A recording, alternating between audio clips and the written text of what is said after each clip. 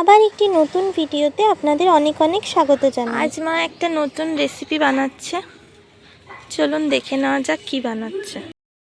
মা আজকে বানাচ্ছে কলার মোচা বাটা।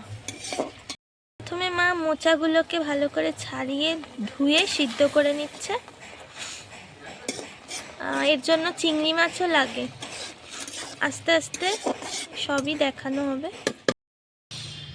এবার শুকনো খোলায় কালো জিরে মা দিয়ে দিয়েছে,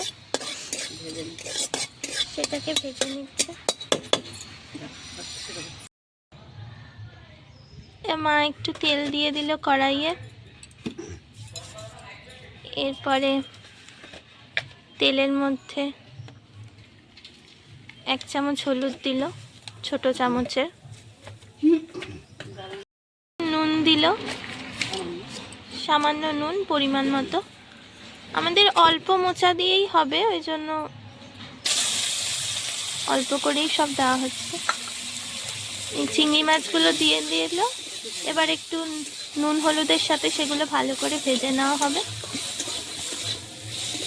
মা ভালো করে ভেজে নিক, তারপরে আবার ফিরে আসছি। এবার শুকনো খোলায় ভেজে রাখা কালো জিরে, কয়েকটা রসুনের কোয়া, সেদ্ধ করা মোচা আর ভেজে রাখা চিংড়ি মাছ একসাথে বেটে নিয়ে তারপরে কড়াইয়ে তেল গরম করে ভেজে নেওয়া হচ্ছে। চিংড়ি মাছ ভাজার সময় নুন দেওয়া হয়েছিল, তাই এখন অল্প করে নুন দিয়ে ভেজে নেওয়া হলো।